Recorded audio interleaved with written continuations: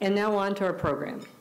First, we're going to hear the backstory of Foxconn from Tim Sheehy, President of the Metropolitan Milwaukee Association of Commerce, followed by a well-rounded panel to comment on the future regional needs for Foxconn and opportunities for the future.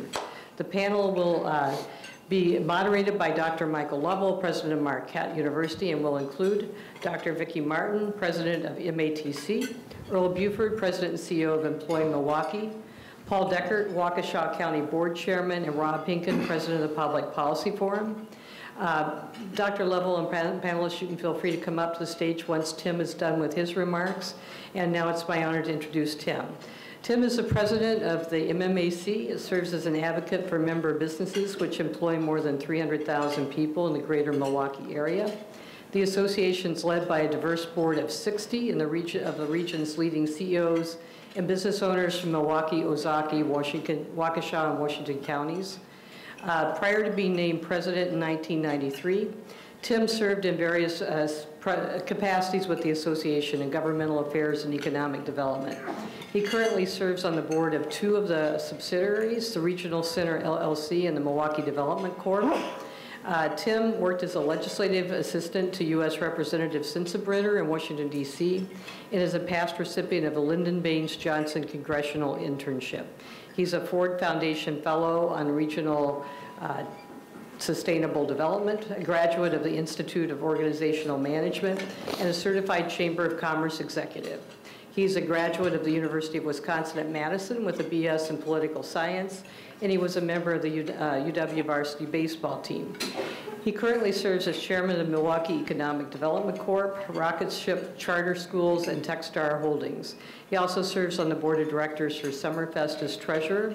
In addition, he's a board member of Teach for America, Milwaukee College Prep, Schools at CAM Milwaukee, School Choice Wisconsin, Milwaukee Charter School Association, Milwaukee Succeeds, and the Wisconsin Policy Research Institute.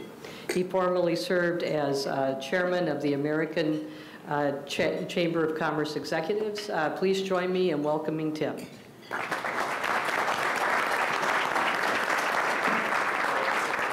Thank you, appreciate it. Oh, there you are, great, thank you. Well, good afternoon. I appreciate the opportunity to spend a couple minutes with you and set up the panel by talking about the chase of Foxconn and why it's important to the region. And then we're going to hear from the panel and answer some questions. So let me start with this, because I think this is the most important answer as to why M7 was formed and why we've chased Foxconn and other companies like it. If you think about any region, what underpins its economic health are the companies that export goods and services from the region. Whether those are advertising services, whether it's making mining equipment, whether it's selling water meters, or providing health care to somebody who's not in the region. And the reason that economic function is important is because that's the only way that new revenue comes into the region. And so if you think about M7, it's a region that has 1 million jobs attached to it. If you look at the slide, it shows you that 275,000 of those 1 million jobs are in companies that export a good or service outside the region. I don't mean international exports, just they export a good or service outside the region. Those 275,000 jobs create another 325,000 jobs in the region in the supply chain, providing legal services, accounting services, software, product that goes into the ultimate product or service that's exported. The spending of those 600,000 jobs create the other 400,000 jobs in the region that are in the support chain. Education, healthcare, building homes. So you see very quickly by looking at this that unless we grow jobs in the first bucket, you don't get attendant job growth in the other two. So working with companies that are exporting outside the region, that are here and expanding or attracting new companies, become critical to our ability to develop the economic health of the region.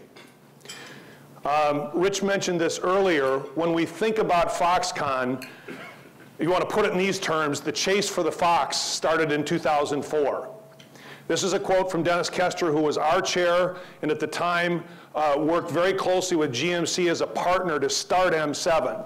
And as Dennis said at the time, that we wanted to focus on getting intensely focused on the business of economic development. So in 2005, with GMC, I ought to give you a little fist bump, Julia, because you were there. We started M7 with the express purpose of putting together an organization whose goal was to focus on helping companies expand in the region in that export bucket, and then really setting up a global sales team to go out and try to recruit and attract companies here. Mary Ellen Stanek is one of our past M7 chairs.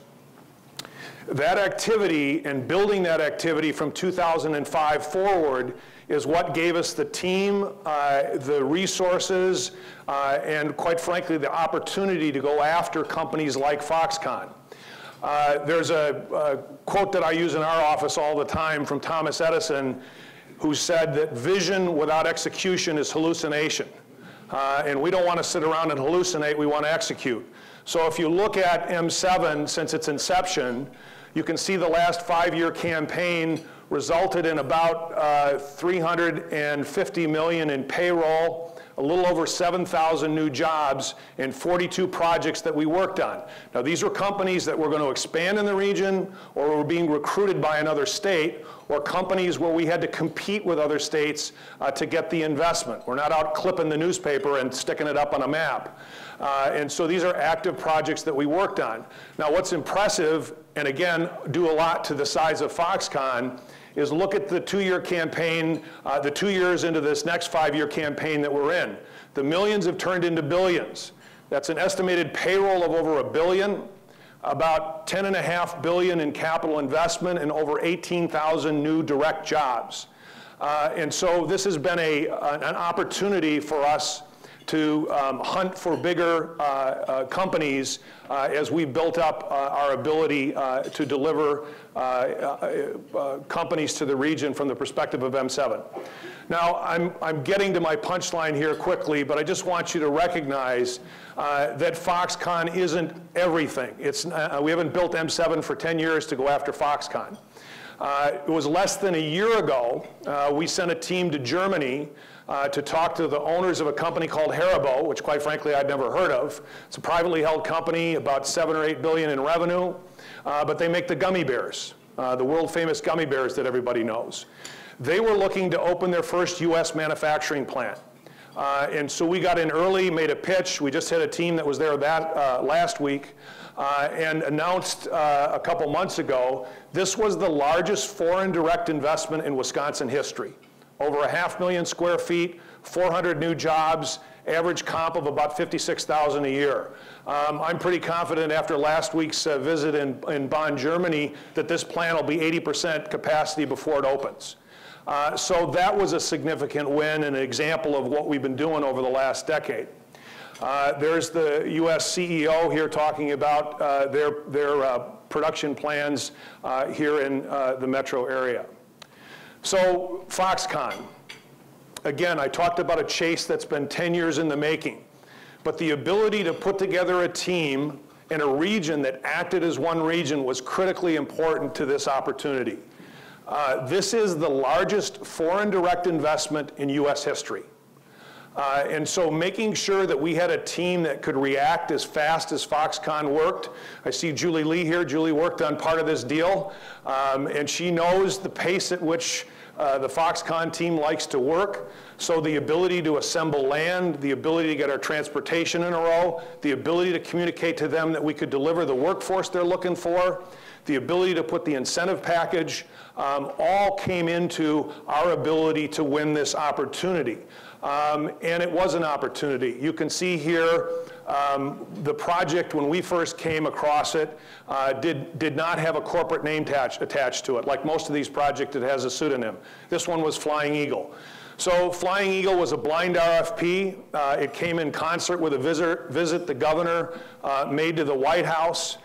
Quite honestly, right after a visit the president had made here, who was flying on his way out, looked down and saw the old Chrysler plant and said, boy, it'd be great fill that with jobs.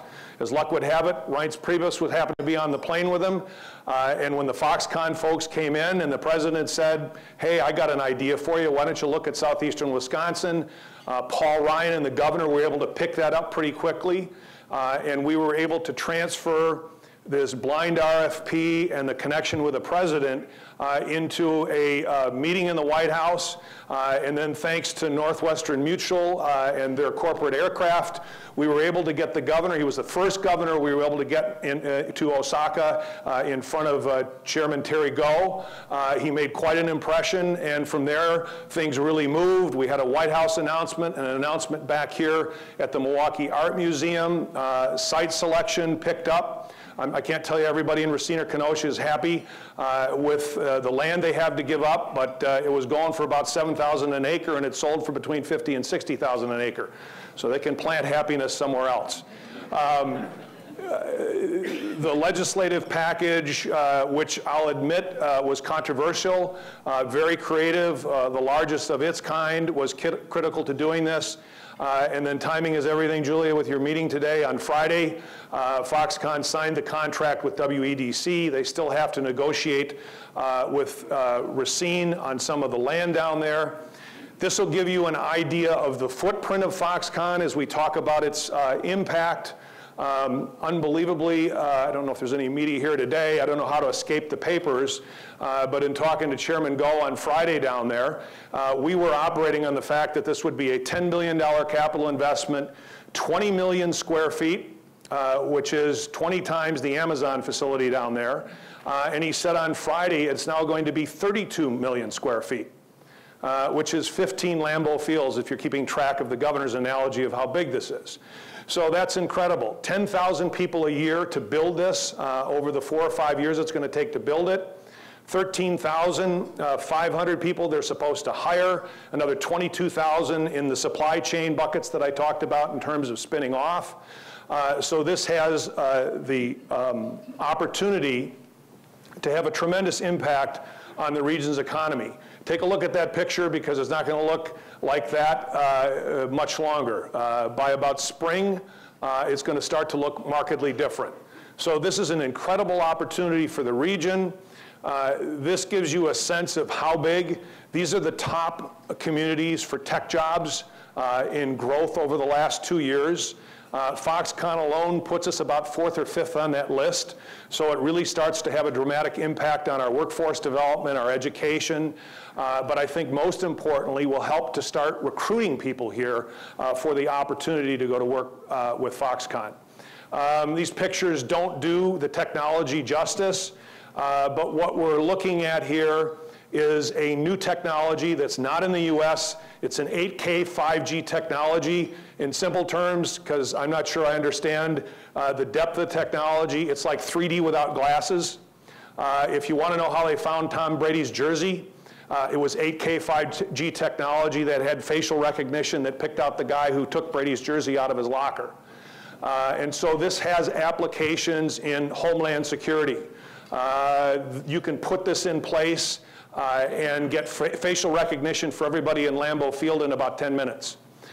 It's got incredible remote surgery capabilities because you can see so much better. The surgeon can see so much better. You can cut blood loss in some of the surgeries by 90%. You think about autonomous vehicles and the use of the screens, entertainment, manufacturing. It just has incredible breadth. And so the opportunity for Milwaukee is to start to develop off this platform. Foxconn's already talked about investing in a venture fund here to get people to develop on their technology platform. So it's more than just the plant floor jobs that are there. It's the incredible impact of the technology that is coming as a result of this. I'm going to finish up here by saying that when we were in the White House, Ted was there. There were a group of us that were talking about this, and I think it was Blake Rockwell and Alex Molinaroli, the former CEO of Johnson Controls, who came up and said, quite frankly, congratulations, the dog caught the car, now what? And so we all, you're going to hear from the panel here, are living this analogy of the dog catching the car, and now what do we do? I wanted to let you know in closing that the governor, we've got 8 CEOs and the governor who have formed a tiger team to work on issues ahead of Foxconn. It's an incredible group of folks. There was only one problem. One of the members, Ted Kellner, can't think of anything but mascots. So he said, why do we have an LSU team? And I said, Ted, it's just an analogy. He goes, well, let's change it. So we now have a Badger team working with the governor to make sure that we stay ahead of the impact that Foxconn is going to have on this community. So I think I'm going to turn it over to Mike. My last statement is the comment that Brad Smith, who's the CEO of Microsoft, noted that there are two kinds of jobs in the world going forward. Those that are smarter than computers and those that are cheaper than computers. And this is evidence that Milwaukee's on track to win the race for those jobs that are smarter than computers. Mike?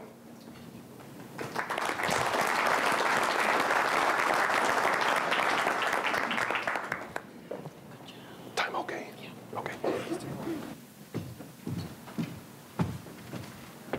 We'll have all the panelists come up.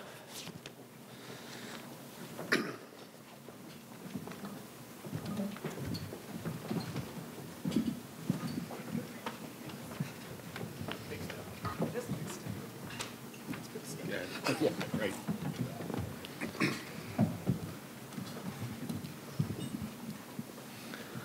So Ted, I just have to take a little bit of levity about the Badger team that you've renamed, because when I was testifying at the Capitol in favor of Foxconn coming, I said that it should have, instead of Flying Eagle, it should have been Flying Golden Eagle team that it should have been named. So.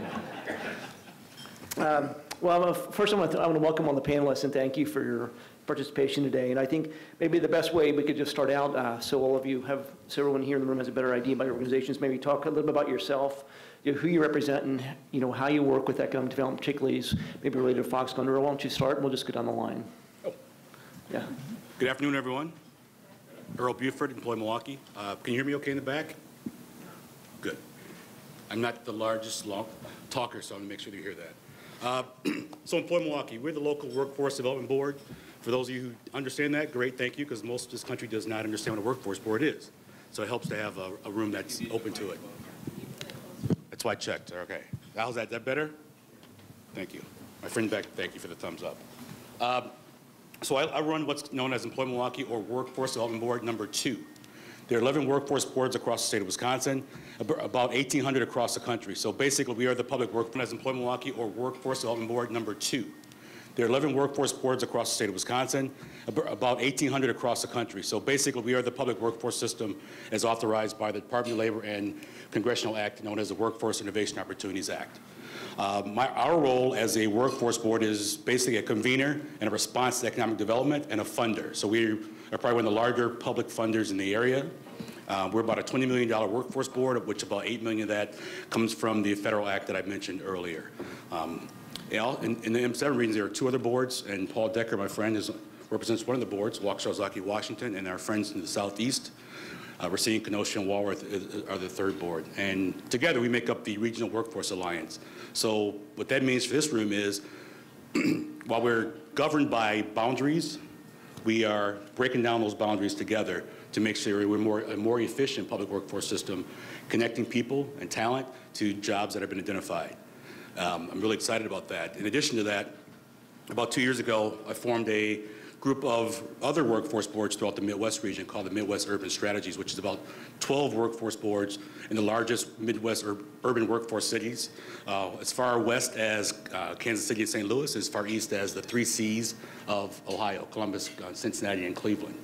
And again, our goal here is to break down those regional boundaries so that, one, talent knows where to go, how to develop, and how do we become a real response to economic development that's developing.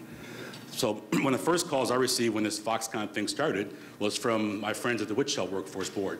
You may know that there's a lot of layoffs at Boeing. So those folks are looking for jobs and looking for places to relocate. So they're already calling. We've also received calls from our workforce friends in the La Crosse area and other parts of the state. They're looking for new jobs and better jobs, and they're willing to come to Milwaukee to do that. So our role as a board here is to work with as many partners as possible to make sure that it's as efficient and smooth a process as possible. One of the most exciting things, and Julia, thank you for bringing the regional group together about 3 months ago, there's been a planning group pulling together to do this. It's all the workforce boards, university systems, the tech college systems, and other players. And I can be honest with you, we've had many conversations over the years, but we've never had a stronger conversation we've had for the past 3 months about pulling these partnerships together. Not just lip service partnerships, but real, live, connected tissue partnerships. And for me, that's what's most exciting about what we're doing. Rob? Great. So I'm Rob Henk. I'm the president of the Public Policy Forum. I think most of you are familiar with the forum. We're a 104-year-old nonpartisan, fiercely nonpartisan public policy research organization / think tank. So, you know, when I look at the whole Foxconn opportunity here, whereas I'm sure most of the people in the room are thinking about the jobs potential and the economic development potential, the ability to attract new talent, et cetera. I look at it through my public policy lens, and I look at this as an opportunity to be able to rethink and reshape the way that we make government work for the benefit of Wisconsin citizens. This is a great opportunity, and we're already seeing it, to take a look at what the appropriate roles and responsibilities of municipal government versus county government versus state government are and what they should be. The politics have prevented us from really being able to take a good, hard, constructive look at the structures, the government structures that we have in place, many of which have been in place for decades upon decades, that I think many people recognize are anachronistic, but that at the same time, they're just too difficult to change politically. Well, here with Foxconn, we're already seeing some movement in terms of rethinking that. I'm sure most of the people in the room are unaware of this, but there was an agreement that was approved by the board in Mount Pleasant that essentially dictated that the community will give all of its roads to state government. And as well as county trunk highways that are in the vicinity, those will be temporarily essentially transferred. The ownership will be transferred to state government so that state government can be in charge of coordinating all of the massive infrastructure improvements that are going to be needed. Once those improvements are completed, then the roads will go back to the ownership of the local communities and the county. Sounds very common sense, sounds very businesslike. As I'm sure most of you are aware, that's not typically the way government works. In a typical situation, you would have seen months upon months of deliberations and suspicions and accusations of motivations that didn't exist, but here it happened relatively easily.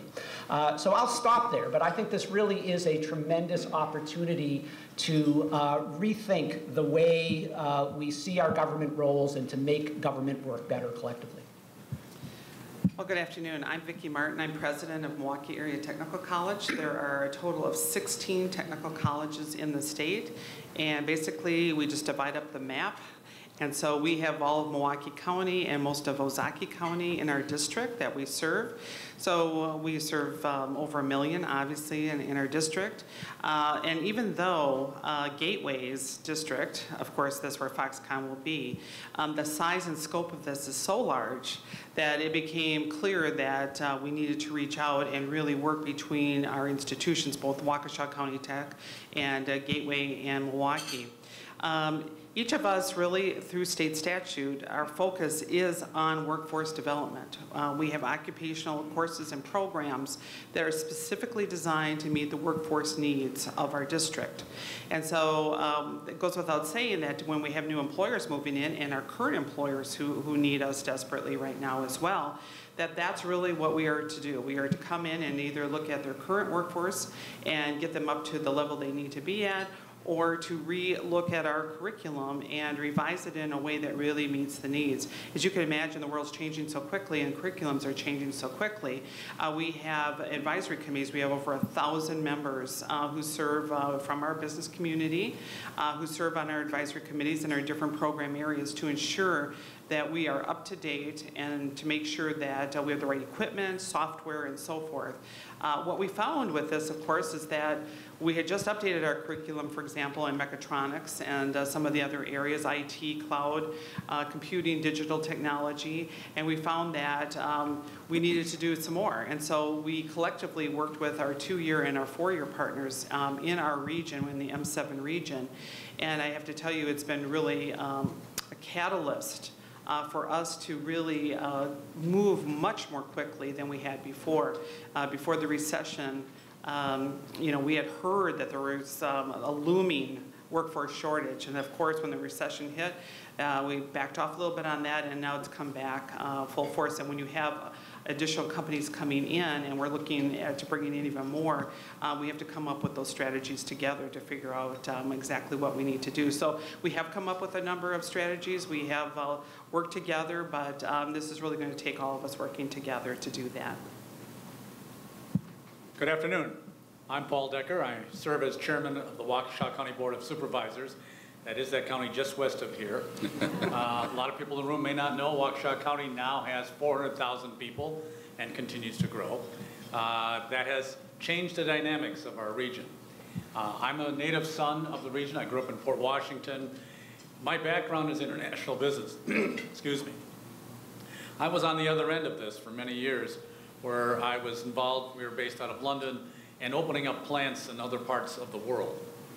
I got to see things from that standpoint, and I always wondered what it would be like if Milwaukee, the area, ever worked as a region.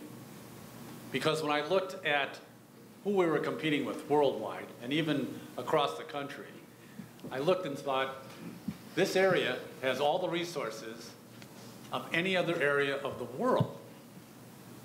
We just don't cooperate really well with it.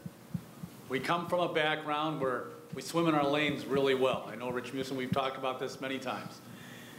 And we do that extremely well. But looking up and looking out and making sure that we can cooperate with each other and utilize all our resources could really make a difference. Well, now it has. And Tim, I want to thank you and your team for finally doing something. I know we had this conversation 6 years ago.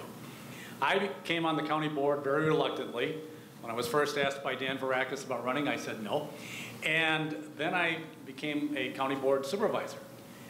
3 years later, Jim Dwyer lost his election. My phone went off. Would I think about being chair? I said no. But I reconsidered and I'm in my third term as chair. And one of the things I've determined as chair of Waukesha County was how well can I be involved, not to just make Waukesha County great, which we try to do, but work as a region, because our entire economic development was tied into how well we do as a region. And having had the vision that I had from before, I got involved. So now, as Earl said, I'm involved in workforce development. I happen to be this year's chair of the Wisconsin Workforce Development Association, and I see the difficulty throughout this state of retaining and maintaining our workforce. And how do we train them, as Dr. Martin said, in ways, as Tim pointed out, of the new technology, of what's coming, getting ahead of this curve rather than always being reactive to it. So I'm proud to say we're proud of that. I'm really proud to say, as my colleague that was elected 2 years ago, Paul Farrow, came in, when we formed and talked about what we could do, he immediately jumped on.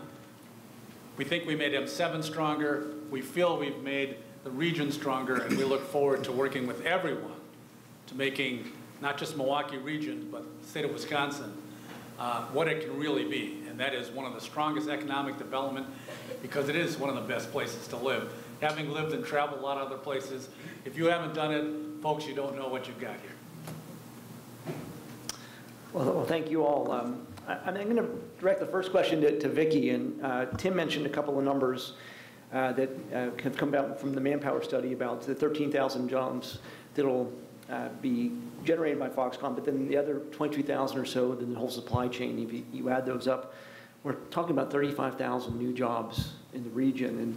And we have some great students today from Bradley Tech that really talks about the pipeline of K through 12. But when I think about how we're going to fill these jobs, I think we also need to think about adults in education. Maybe I'd like to ask you, what's kind of been the biggest challenge so far in terms of maybe taking existing workers in the region and getting them retooled, and how do you think we're doing as a region to meet those students' needs? Right, well, yeah, I think we can't lose sight of our high school population. We just can't, and we have to get down much, much earlier and talk about STEM. And it's something especially, and it's good to see all females here, because I do think young girls in particular really need to be looking at STEM fields and non-traditional fields. So congratulations to all of you. That's really great. But when we look at adults, that is typically our population at the tech college system, 2-year schools. And what we've seen is a decline in enrollments as we've never seen. In fact, we're not to our pre-recession years because we've seen an aging population. But we also know that there's quite a few adults out there, and I think in the M7 region there's about 65,000 who have some college but don't have a credential. And so I do think that that's one of the strategies that we've talked about, of really thinking about whether they're veterans and do they have credit for prior learning. Are they coming in with, maybe they started in the wrong area and now they want to come in, but they need to accelerate because they have a family and time is of the essence for all of our employers right now.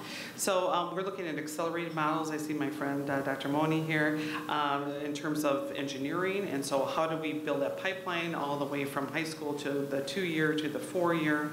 How do we make sure that we can really shorten the time? Look at, and Mike, as you've mentioned, experiential learning, so that we retain our students and they stay, and so that they get engaged with employers, looking at internships, making sure that that happens. But one of the things that we are going to try to launch, because we're thinking, well, if economics is in the way, it worked with our direct from high school promise, we're going to be launching an adult promise. And what we want to do is attract those adults who have earned some college but have not finished their credentials, and do some good career planning up front and really make sure that they're on the right path, but then to find ways to accelerate that learning and find ways to do experiential learning and get them in internships or adult apprenticeships, a different model, not the normal kind that you're used to, Earl, but you know, different kinds of apprenticeships that we're seeing where you're working, you're earning and learning. And so we're going to try to figure that out, but working with our partners too. We have over 400 transfer agreements. So working with our 4-year partners is going to be absolutely critical, because many of the jobs are going to require additional education. But how we think about education and the way that we deliver it, we're going to have to change as well. So this has been really disruptive to, I think, the field of education as well, for us to be thinking very differently and to be thinking collectively together. And we have worked through Milwaukee Succeeds and other initiatives to try to form groups to really look at what those key initiatives are and to move those along quickly. Yeah, and you raise a good point, and I will say that there's a saying, you never let a good crisis go to waste. And you know, catching the dog catching the car. Mark, Vicki, and I have probably met more in the last 2 or 3 months than we've met in the previous year about this issue. And you know, we often talk, our institutions have to be different, but also the way we interact with each other have to be different. And I think we look at this as a great opportunity for all of us. Dr. if I can, we had convened a panel. It was a large group. This was at the Osthoff about a month and a half ago. And there were several people from the trades, and the young lady going into carpentry, going into a very good field. Gentleman got up, he was from Milwaukee, he's trying to run a carpentry firm, can't find enough carpenters, finished carpenters. They're training them at $58 an hour. That is what, wait till you get your house remodeled, but that is what they are training for right now, much less what they earn. So we have to look at, when we're talking, when Tim said the 22,000 jobs, the ancillary jobs, the construction jobs, it's those trade jobs that we also have to be looking at, and that means we have to get to young people in our K-12s. Earl, I'm going to turn this next question over to you, and I think what Foxconn has done, you know, they've highlighted, you know, a big spotlight on the need for people in the STEM fields here in southern Wisconsin, IT, manufacturing.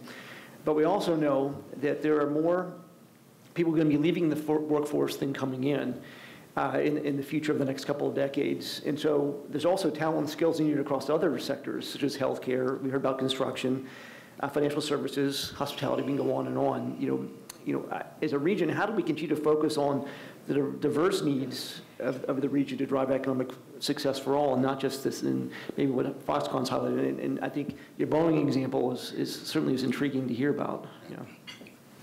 Thank you, Mike. Well, for those of us who've been in workforce for a few years or many years, we've made one huge mistake consistently. We always set up training programs or without acknowledgement from the business community or economic development. It's been that way for a long time across this country. So if you think about it, it's so backwards. How can you train if you don't know what you're training for? And we've done that consistently. So when I came into this job 3.5 years ago, one of the things I tried to understand better was, what's the economic layout? What's the right LMI? So we, in an attempt to better invest our funds, we created a series of advisory boards across various sectors, about 7 now. We mentioned construction earlier, manufacturing, IT, healthcare, financial services, hospitality and service, across the board. And the idea was to... I know which one you're going to forget is the one I argued for. And that's what I'll talk about, logistics. Thank you. You and I are working on that one, thank you. What, for me, it's happening is to have input from you all to tell us exactly what your company needs, what your industry needs, how you need it, when you need it, all those things. We didn't really have that connected to at least our system for years. So now with these advisory boards, they're really advising us on how to better invest our resources, how to invest in the right talent methods. So that's been a breakthrough for us. A good example is in healthcare with the Center for Healthcare Careers. Many of you may have heard about that. It's where all the regional hospitals come together and form this alliance. Hello there, Aurora. And that's been a boon. They have about 1,600 openings right now from entry level all the way up to RN. 1,600, right, in that industry alone right now that we're having a hard time filling. But at least now we're raising grants and investing along with their private investment to start to fill that. Construction obviously is a big one. So that for me was the first thing we needed to do on my end, is to better understand what's out there. Second to that is, so we fund about 60 agencies in this town, job centers, some of you in the room across the board. And when I give them contracts, the expectation is that they're going to get people placed in jobs and careers. But now we can give them the right information to better connect their training programs, their recruitment initiatives to the openings or the jobs that are identified, clearly identified, not just we're hearing about it. We have the data, we have the LMI in front of us to say, this investment, this training better connect to that job. And so we're hoping that, as I mentioned earlier, the fact that universities, tech colleges, and workforce systems are talking together, we know that this method has to happen for the construction jobs of Foxconn, for the assembler jobs of Foxconn, for even the engineering jobs of Foxconn. We have to better align from a practitioner standpoint and from a resource standpoint to even be competitive in making this happen. Paul, you come from Waukesha County. A lot of times when we think about Foxconn, we think about Racine and Kenosha. And I think you raise a great point that there's 400,000 people in Waukesha County. And we think about these 13,000 jobs. We're just not going to draw from Racine and Kenosha County. We're going to have to draw from a much bigger region. And so, what do you view as the greatest opportunities for regional cooperation to support the necessary infrastructure to meet the future workforce needs? Well, first of all, we're going to have to work from the ground up. If we think we can go and utilize the methods we've always used in the area, I think we'd be sorely mistaken. So we have to look at what's really going to happen to connect us better. I keep talking about, within the Regional Transit Leadership Council, how we need to talk about connectivity and connecting people. And when we look at Foxconn, as Tim mentioned, one of the things that they talk about is autonomous vehicles. So to connect better in this region, we've got to think multimodal. It's not just buses, trains, on wheels. It's going to be a combination because we are spread out. So what do we do to connect people better? How do we make those connections better? Quite honestly, the only way forward is utilizing technology. The GPS type systems, Uber, Lyft, those types of, how do we interconnect those into current public transit, but then expand out of that? What are some of the private companies? I believe there's startups out there waiting to happen to help us connect people. Then we have to have that honest conversation, which some of us have tried to do for many years, with our state legislators and talk about transportation in the methodologies, what it means to us as a region. And that is, we have to look at our highways.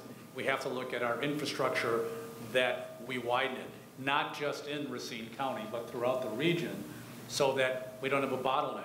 One of the areas I worked in a lot was Silicon Valley in the late 80s and early 90s. I watched 101 become a parking lot with 8 lanes going up and down, north and south. So 16 lanes, 8 lanes going one way. Well, we can't afford that because one of the things we pride ourselves in this region is all our manufacturing. that 275,000 job, gangbuster that makes this area really work. Well, if you can't move the trucks after you make the meters at Badger Meat, if you can't move them out of the area because it's clogged up, that harms our economic development. So we've got to think bigger, broader, and better. And I believe, I think we have to get the universities involved. We've got to get people involved that can think bigger, look at us as a region, look at our footprint, and say what's going to keep and maintain our connectivity better. For people in Waukesha County that do and can work at Foxconn or other areas, we need to connect them better. And right now, my wife commutes from Heartland, where we live, to Sturdivant. That's an hour and 10 minutes every morning. Okay, and the challenge is obviously it was a zoo interchange 894, but even beyond construction, that corridor is getting more and more crowded. We have to think about that. How do we work ourselves around that? That's not going to be easy, but I know a region that can work hard, come together on Foxconn, come together on water from Milwaukee to the city of Waukesha. We can do these things. That's a great segue to a question for you, Rob, and you've already touched on this a little bit with your roads example. And again, I think about, we don't have a great history of municipalities working together in this region, and I think about a place like Mount Pleasant and the scope and scale for that municipality to try to take this on has got to be completely overwhelming to them. And so I think about in terms of improving cooperation, shared services, and governmental decisions, how do you think we could best do things to move things forward, to break down all these municipal boundaries? So when we think about the need for intergovernmental cooperation, you really have to think about it on two levels. The first is the region with maybe a small r, and that is the group of municipalities east of I-94 in Racine County. Right now, those municipalities do not act as a region. There have been talks about the need to consolidate fire services, for example, within those communities. Public health, you have two different public health providers in a community that size. Transit, the city of Racine is actually the transit operator, which has been a big barrier to just within that small region having effective transit service that doesn't just stop at municipal boundaries. So I think first and foremost, there's going to be a need for those communities to start to cooperate more than they have in the past. The Johnson Foundation is actually leading an initiative in Racine County. We are serving as the research arm to that initiative.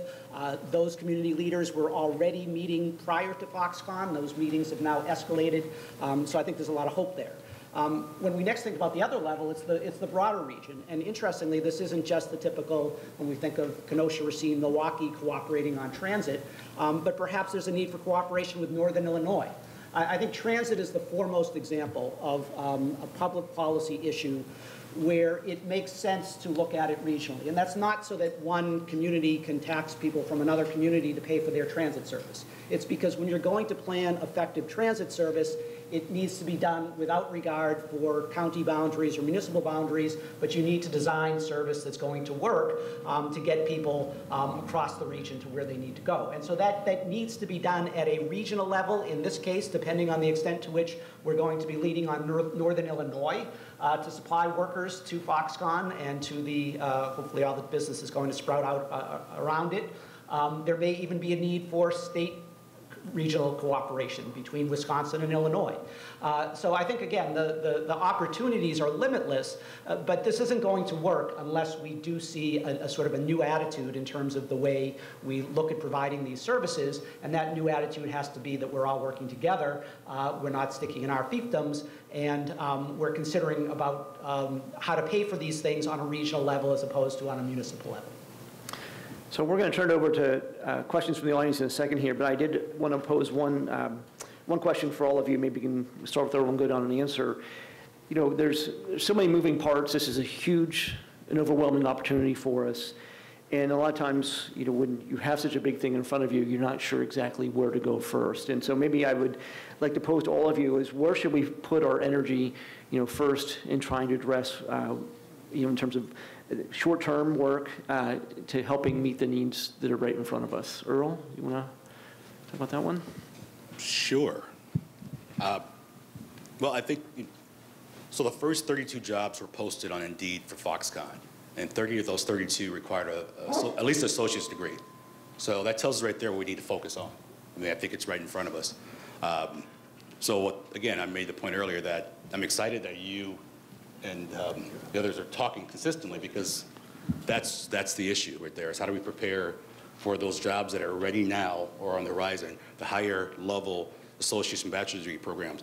But at the same time, on the ground, getting our talent ready, working with the Boys and Girls Club and others who are preparing the younger talent, and Dr. Driver and her team, to start to not only align their curriculums, but align their messaging to young people. Graduate from high school, that's one big one.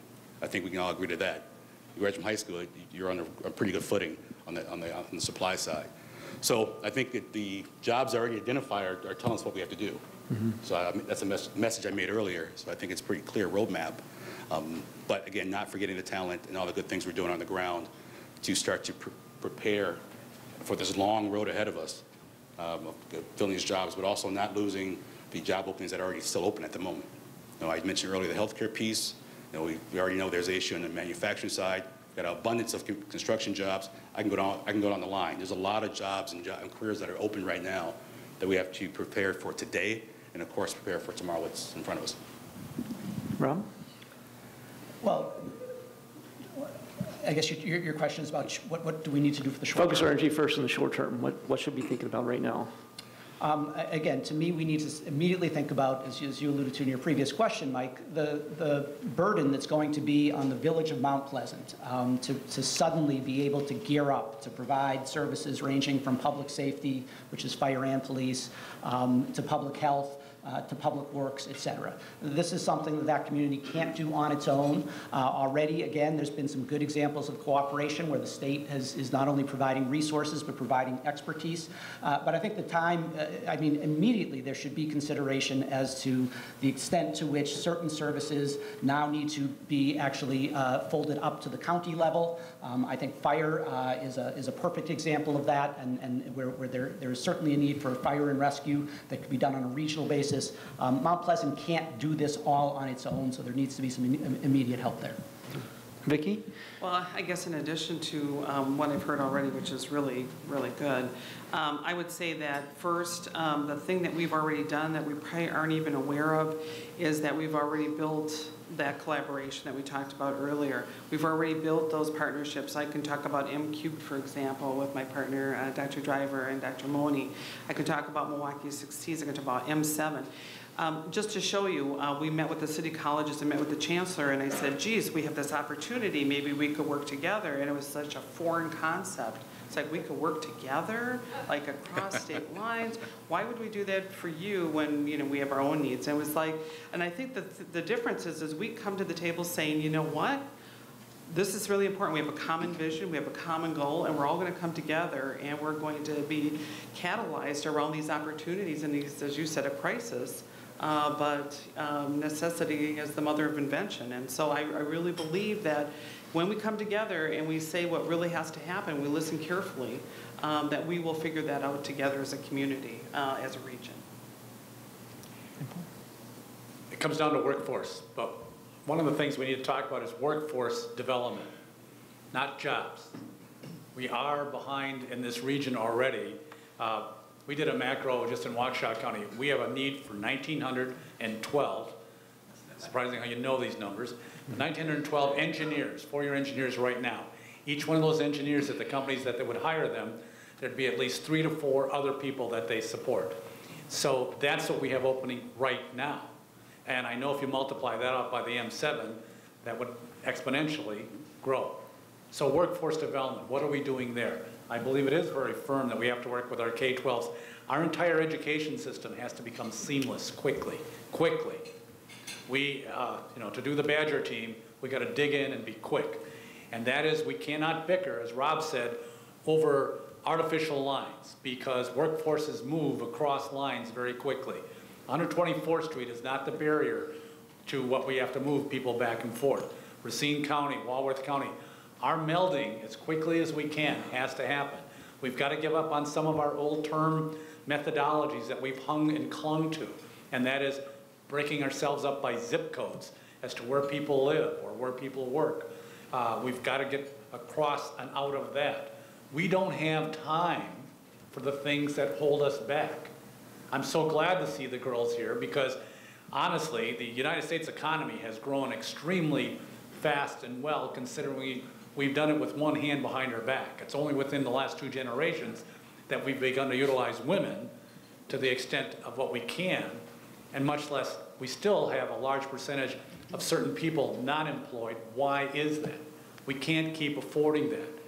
We need everybody, and I mean everybody that's possible, working because we can. And then, like was said, we'll be bringing people in from Illinois and recruiting people like you have very well, Doctor, and that is, if Marquette is recruiting that many people from California, and I know Wisconsin does the same thing, and so does Whitewater and UWM, then we've got to keep them here. We've got to demonstrate why this is a great area to not only work, but to live.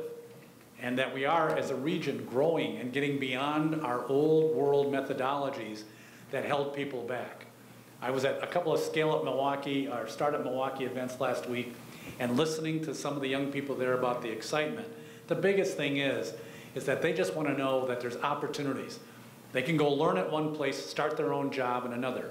That's right. Some of you old line employees will be training people so they can come and compete with you in 5 years, unless you get better. And that means you have to have an entrepreneurial spirit.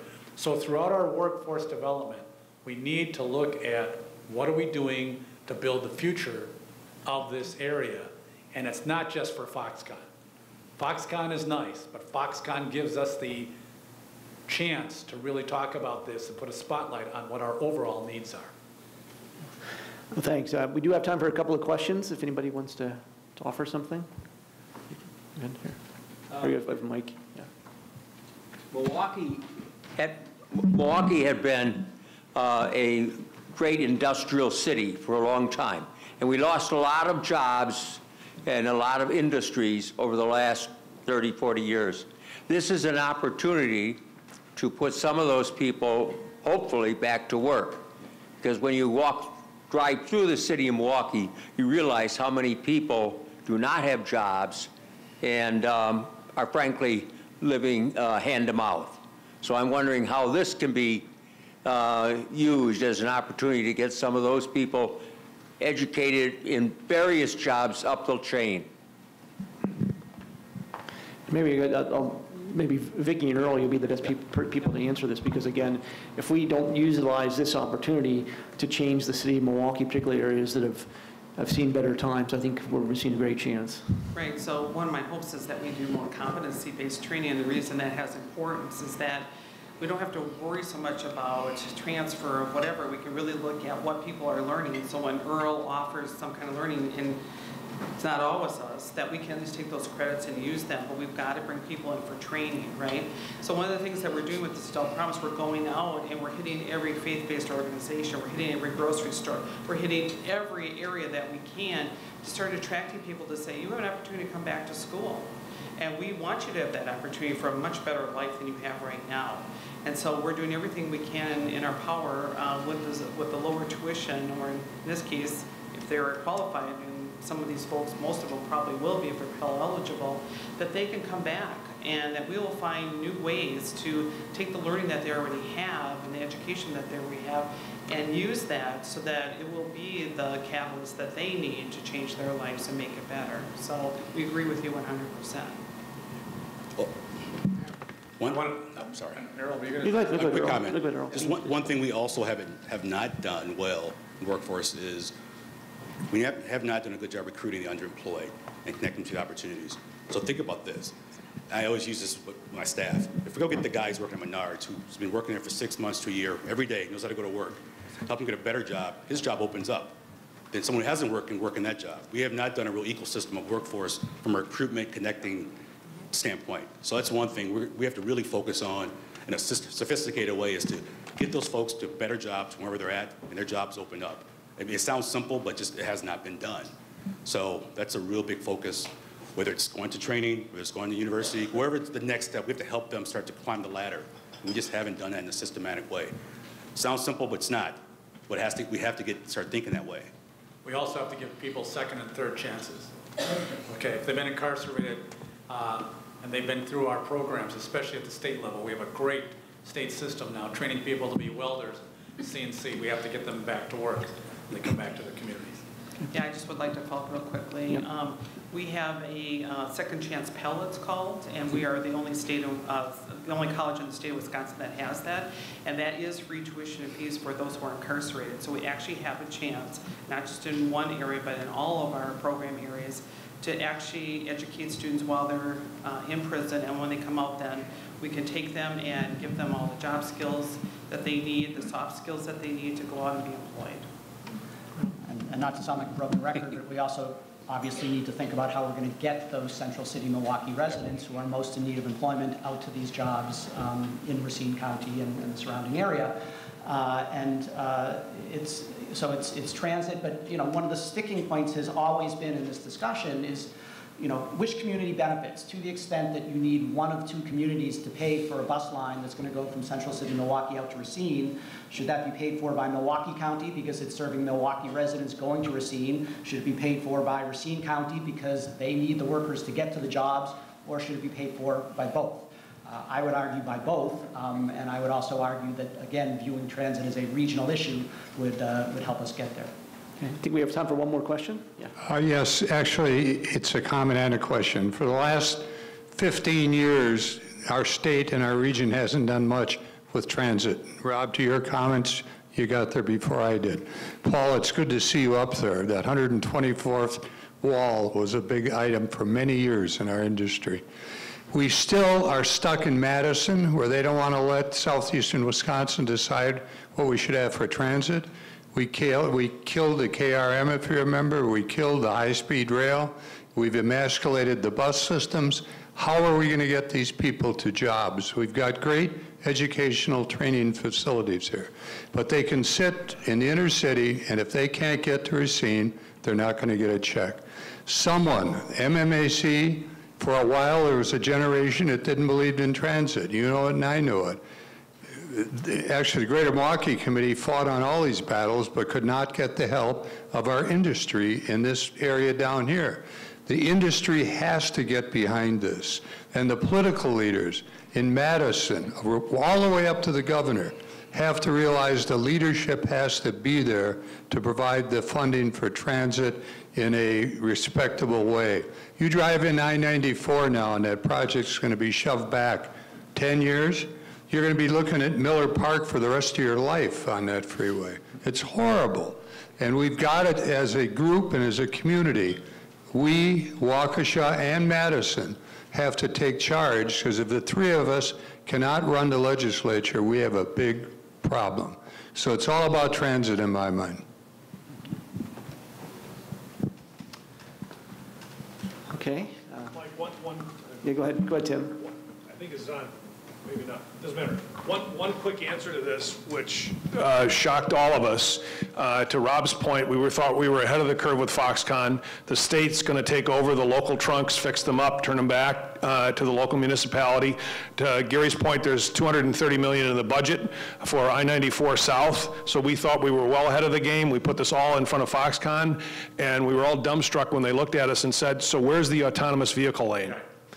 They're so far ahead of our thinking. So there's an application in now for an autonomous vehicle lane, which is part of the answer to this mix of getting not only people to and from jobs, but getting their product in and out of there. So we're thinking about 2 years down the road. They're thinking 20 years down the road. And it doesn't do any good, like I said, it's got to be multimodal. And it can't be just north-south, it has to be east-west. We have to look at connecting routes. And my fear is that they'll build a nice autonomous vehicle lane on 94, but not do it on 894, or not do it on 94 West. And for those of us that go to Madison on Saturdays, when you see how stupid it is to have a third lane come out to N, and the bottleneck before that, you go, what, we really couldn't have built a third lane all the way over? So these are the things that we have to do in terms of thinking ahead when we think of infrastructure. And if we build with that in mind, and we have to remind our state legislators that you are thinking ahead, because I know we had to work very hard at the county level, and I'm on the Wisconsin Counties Association board, just to get our, what we call our regional transit money into keeping it even in the budget. But also, to Rob's point, when I hear, oh yeah, the state's going to take over, rebuild, and then turn it back over to the counties, The counties buy fiat from the state. We are in charge of all the maintenance of state highways. You know how much money extra we get every year for doing that maintenance? And this is the problem, because our salaries go up, our truck expenses go up, making sure that they're plowed goes up, and yet nobody looks at that. So yeah, you're gonna turn it back over to the county or to the state or to the municipality, and those costs go up. We've got to think a little bit bigger, broader, and better when it comes to transportation as a whole. And one of the things why I fought for logistics as a sector was, again, we got to get the businesses involved, because it's the Rich Musons of the world that will say, I don't want my trucks, my parts stuck on the highway. We've got to have you involved in helping us make sure we get our infrastructure built to the capacity for 20 years from now, not 2. Let's give a round of applause for our panel.